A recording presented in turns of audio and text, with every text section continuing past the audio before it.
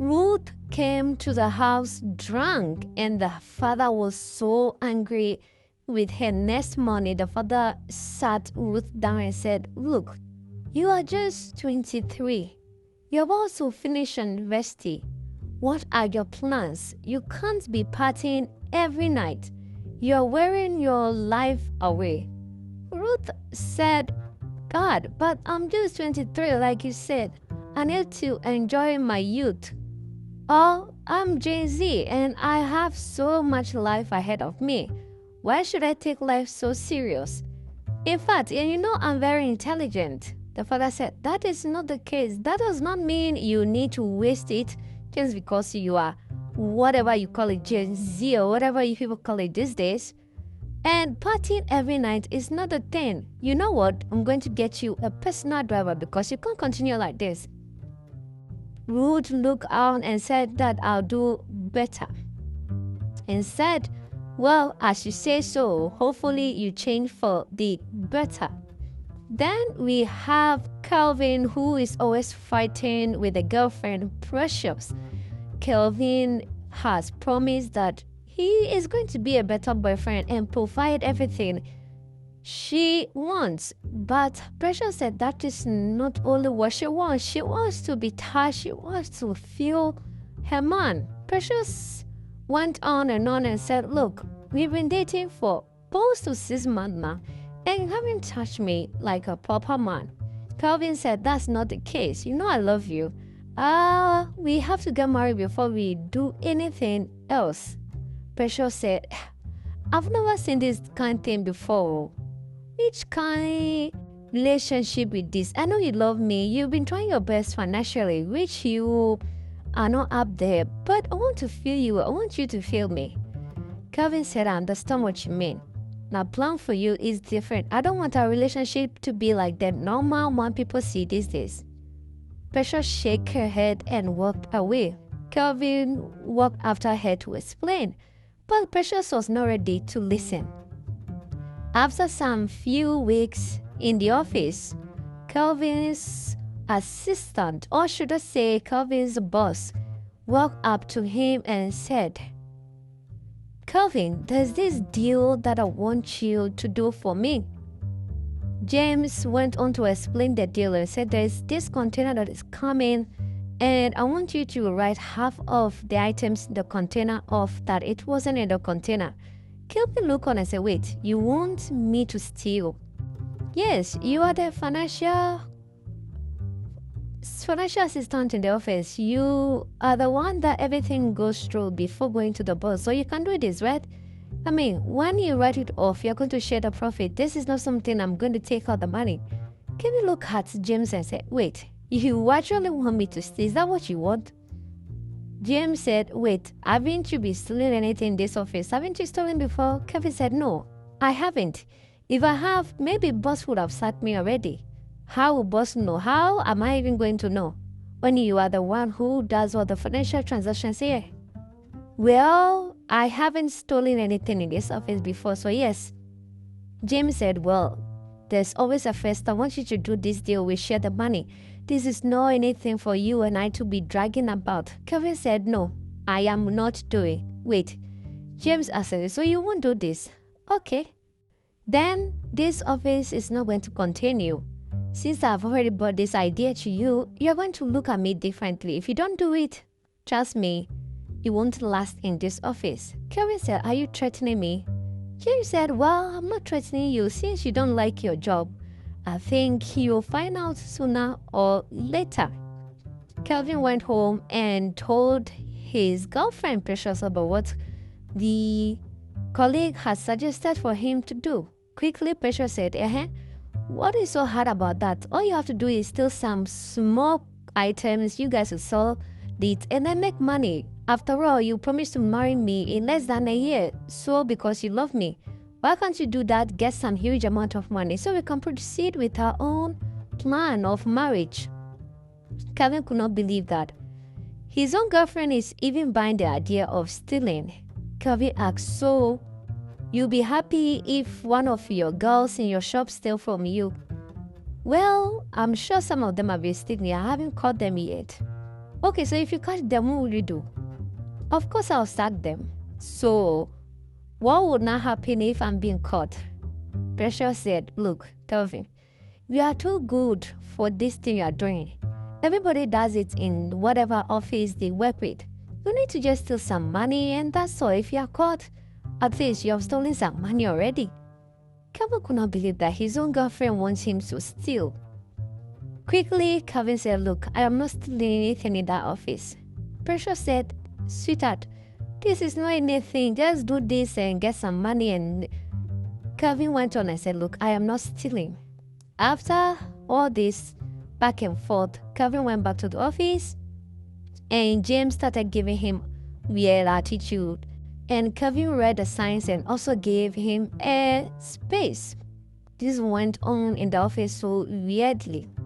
Then we have Ruth, who is also still going parties and everything. His father has been complaining and complaining. They have been looking for a driver for her, but they haven't found a notable driver yet.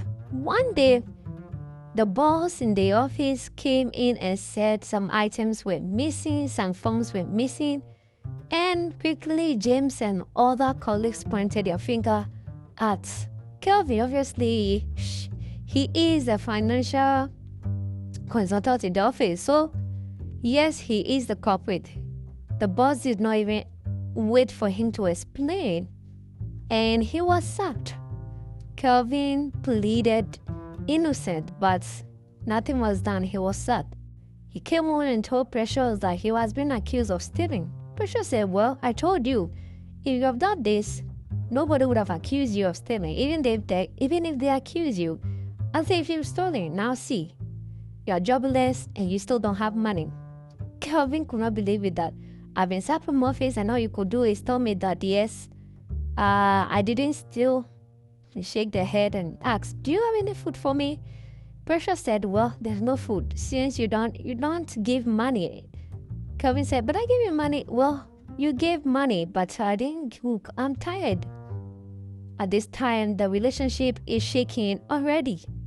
Weeks later, Kelvin is still jobless. He is now looking for where he has sent all his application home. Exactly 2 months, he got a driving job. Now he is the driver to Ruth. Ruth saw how cute he is and started making advances at him. But Kelvin, as the good man that he is, rejected all those advances and made sure that he does his work diligently.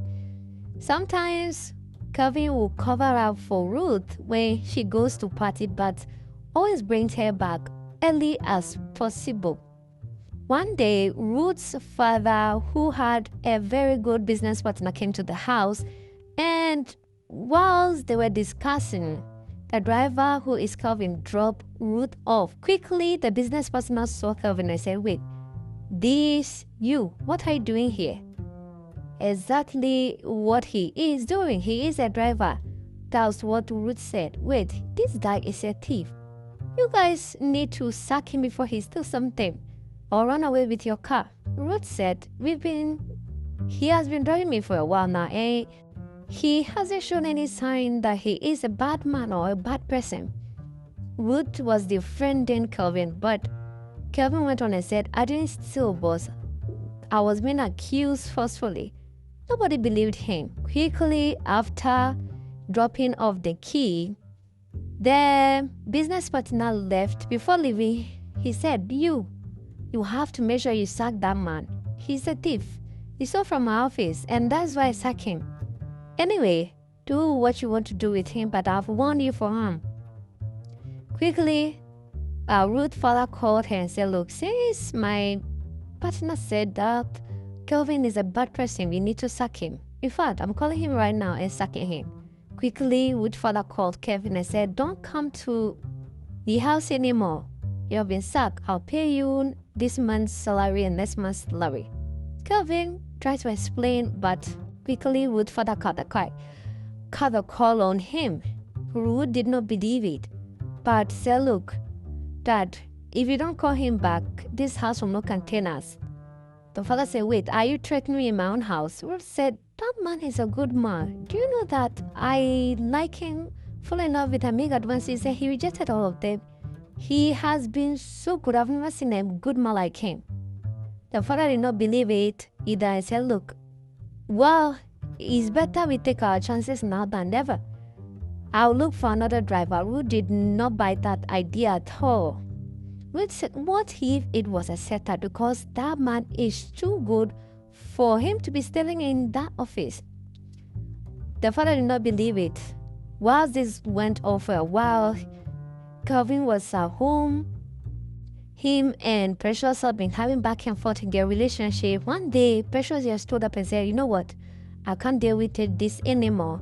You don't touch me. You don't do anything. You've been unemployed for some weeks now. You don't give me money anymore. This relationship, I don't know where it's going. I mean, it's been almost a year now. And when you ask me what I found interested in this relationship, I can't say, you know what, this relationship is over. That was how Precious broke up with Calvin. Calvin begged, pleaded, and said things would be better, but Precious was not ready to listen at all. She broke off things with Calvin. Calvin in the house just crying his eyes out and said, he suggests moving from bad to worse. One day, Calvin received a call from Ruth, and Ruth asked him what exactly happened in the office. He explained everything, and Ruth said, you know what? Don't worry, I have someone who can help me do some digging and some investigation, because I believe you. You did not steal anything from that office. Calvin was so happy and said, thank you for believing. At least all this while I have somebody who actually believed me. Ruth said, yes, I know. I believe it because after working with me and after all the advances and treatment I gave you, you stood so diligent and still very good. So I believe you. Then Ruth went on to do her investigation, dug some of the secrets in the office, and found out that yes, it was not true that Calvin stole the item. Well, not only that, James was caught once again trying to steal from another container from the office with the new financial assistant in the office. The new financial assistant was caught. James was also caught, and they were sent to the police station. Ruth's business partner came to the house and told Ruth's father about the new development in the house. Whilst they were discussing that, yes, Calvin was innocent, quickly Ruth also came into the house and said, I'm happy you guys are discussing this now, because I also found out that James was the culprit who set up Calvin. And I'm happy you guys know that James is the one behind all the things that have been getting missing in your company and in your office. He always planned with the financial assistant always. And Calvin was the one who stopped doing that with him. So he set him up, and that was how you find out and sack him. Quickly, the business partner agreed with Ruth and said, I need to call Calvin and apologize to him. He needs to come back to the office. I can't believe I sacked someone trustworthy. Quickly, they called Calvin. He came back and he was employed back to the office. Also promoted, and salary increase, also given a company car. After everything, he looked back and said, I thank you, Ruth, for being my confidant and also helping me. And then while this went on for a while, Calvin asked Ruth to be his official girlfriend. Thanks for watching this recap. This channel brings you the best Nollywood movies. We save you time and money. Don't forget to subscribe and like our videos for more movie recap.